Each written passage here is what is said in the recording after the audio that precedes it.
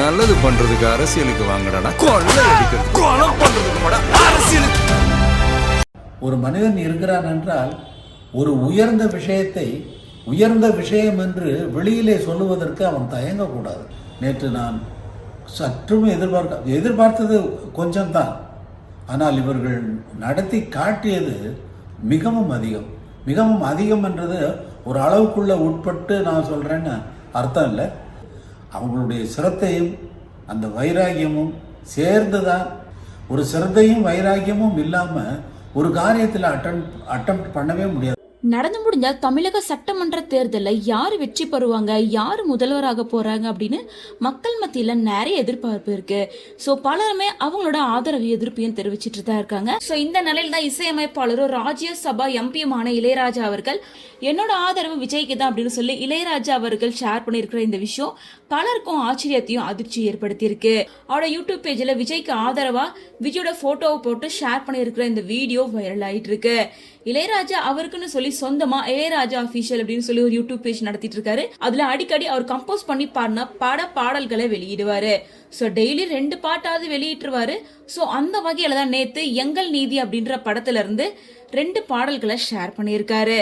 அதாவது இந்த படத்துல ராதிகா, ராதா ரவி, ராம்கி உள்ளிட்ட பல பேர் நடிச்சிருக்காங்க. இந்த படத்துக்கு இளையராஜா தான் மியூசிக் பண்ணியிருக்காரு. 1988 வெளியான இந்த படத்தை S.A. சந்திரசேகர் அவர்கள் தான் டைரக்ட் பண்ணியிருக்காரு. இந்த படத்துல விஜய் ஒரு சைல்டு ஆர்டிஸ்டா நடிச்சிருக்காரு. மேலும் இந்த படத்துல இடம்பெற்றுள்ள சின்ன தம்பி உன்னை நம்பி இந்த நாடு காத்திருக்கு அப்படின்ற பாடலை தற்போது இளையராஜா அவர்கள் அவரோட சோசியல் மீடியா பேஜ்ல விஜய் இருக்க மாதிரியான போட்டோவோட ஷேர் பண்ணியிருக்காரு.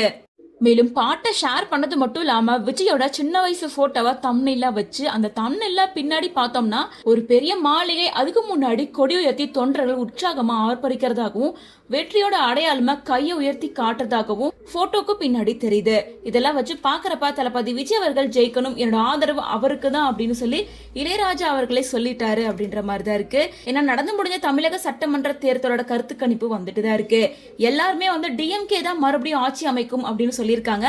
ஆனா ஆக்சஸ் மை இந்தியா அப்படின்ற கருத்து கணிப்பு நிறுவனம் மட்டும் தமிழக வெற்றி கழகத்துக்கு ஆதரவா ரிசல்ட்டை வெளியிட்டு இருக்காங்க.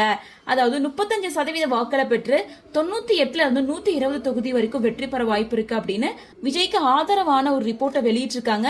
சோ இது பத்தி உங்களோட ஒப்பீனியன் என்ன அப்படின்றத கமெண்ட்ஸ் மூலமா ஷேர் பண்ணுங்க. மக்களுக்கு நல்லது பண்றதுக்கு அரசியலுக்கு வாங்கடா, கொள்ளை அடிக்கிறது கொலை பண்றதுக்கு அரசியலுக்கு.